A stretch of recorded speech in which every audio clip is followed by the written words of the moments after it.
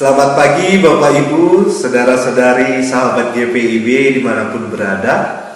Senang rasanya kita boleh berjumpa kembali di program kita Morning Call GPIB bersama dengan saya Pendeta Alexander Yeskiel Siun, Pendeta Jemaat di GPIB Jemaat Bethesda Marau, Kabupaten Ketapang, Provinsi Kalimantan Barat, yang dimana pada saat ini secara khusus saya bertugas untuk melayani di pos pelayanan dan kesaksian Sola Fide Cari.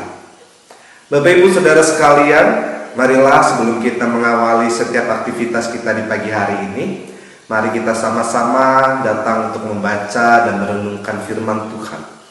Oleh karena itu, marilah kita satukan hati kita di dalam doa, kita berdoa.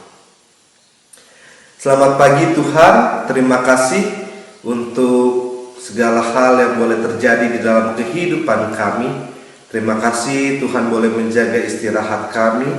Terima kasih Tuhan boleh mengizinkan kami dan memampukan kami untuk terbangun di pagi hari ini. Terima kasih untuk berkat-berkat yang boleh Tuhan sediakan di sepanjang hari ini bagi kehidupan kami. Untuk mengawali setiap aktivitas kami di dalam kehidupan kami ingin mengawalinya dengan membaca dan merenungkan firman-Mu Tuhan. Oleh karena itu Tuhan, kiranya Tuhan boleh memampukan kami untuk menenangkan hati dan pikiran kami, sehingga apa yang boleh kami baca dan renungkan pada saat ini boleh menjadi suatu hal yang baik di dalam menuntun kami melangkahkan kaki kami. Ini kami Tuhan, segala syukur dan permohonan kami, dan ini juga kami, anak-anak-Mu yang telah siap untuk mendengarkan firman-Mu.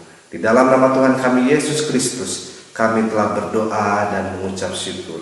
Amin.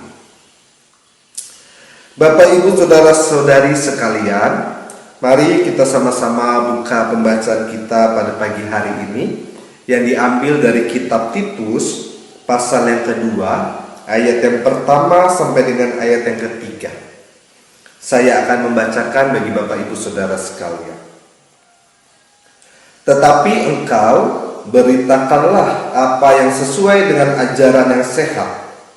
Laki-laki yang tua hendaklah hidup sederhana, terhormat, bijaksana, sehat dalam iman, dalam kasih dan dalam ketekunan.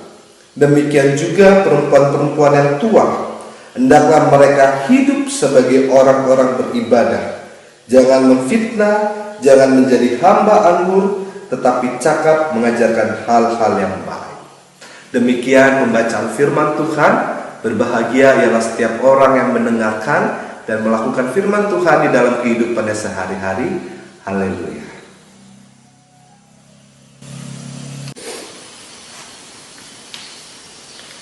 Ya, Bapak Ibu Saudara sekalian yang dikasihi oleh Tuhan kita Yesus Kristus, di dalam mengawali perenungan kita pada pagi hari ini, saya ingin berangkat dari sesuatu yang saya secara pribadi melihatnya sebagai suatu keajaiban bagi para pasutri ketika mereka memiliki anak pertama mereka, yang dimana mungkin Bapak Ibu pernah merasakan atau mungkin mengalami hal yang sama, yang dimana para pasutri itu mungkin ketika mereka memiliki anak-anak pertama mereka bertanya di dalam hati mereka, apa yang harus kita lakukan ya di dalam mendidik dan membesarkan anak-anak pertama kita.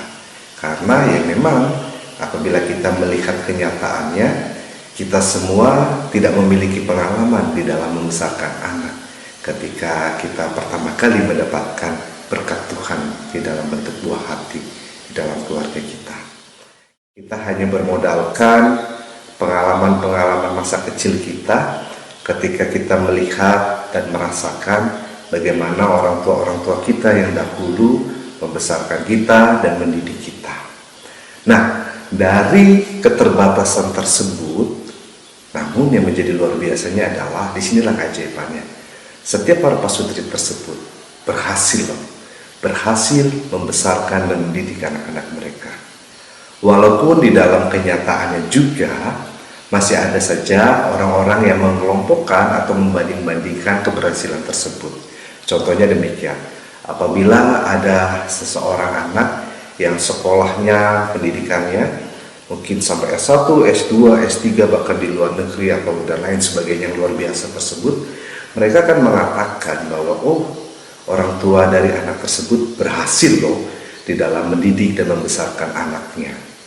Lalu apabila ada anak-anak yang pendidikannya biasa-biasa saja, lalu pekerjaannya juga biasa-biasa saja, yang mereka para orang tua juga dicap atau dilabel sebagai orang tua yang biasa-biasa saja di dalam mendidik dan membesarkan anak-anak mereka.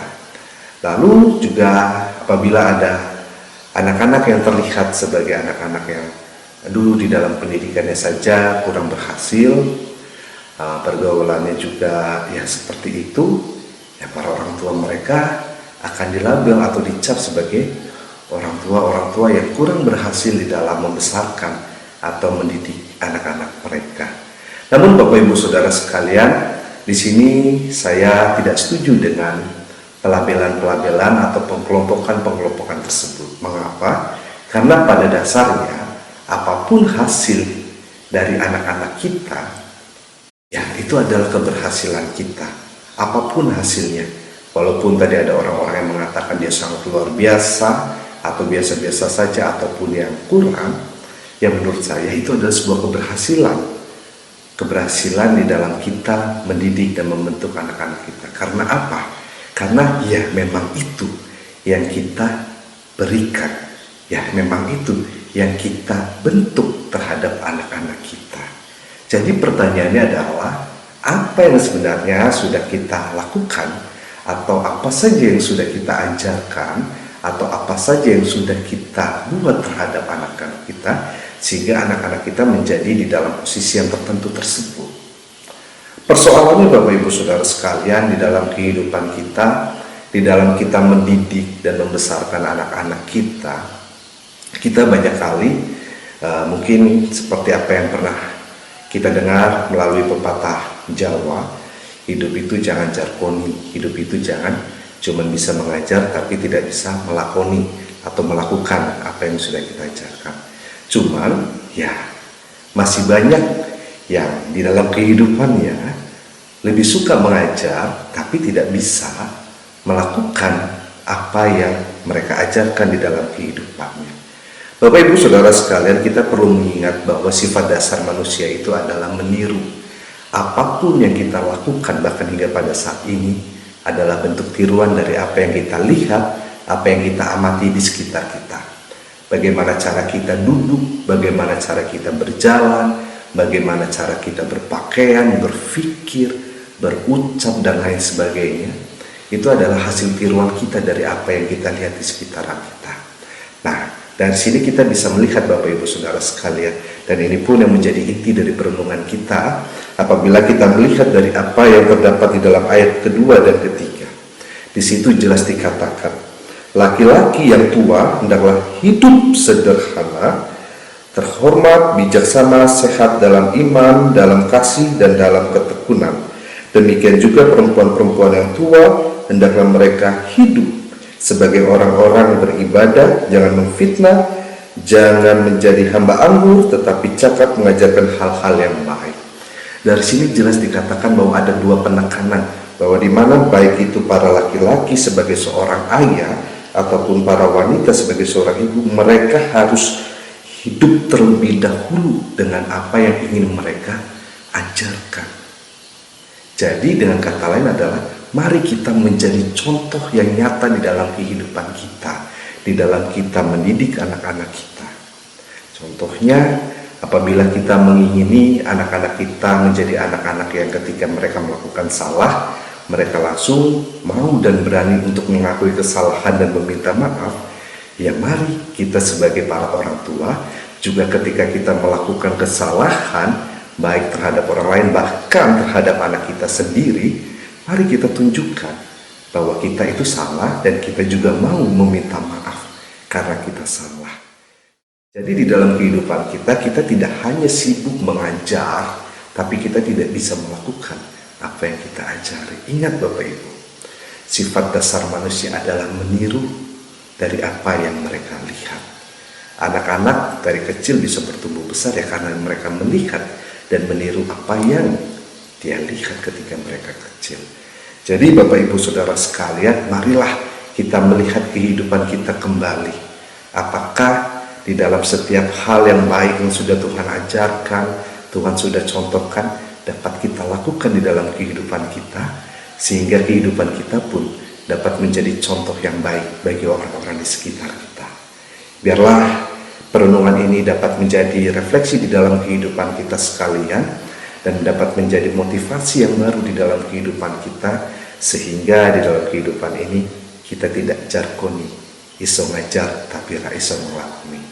Tuhan Yesus memberkati kita. Amin.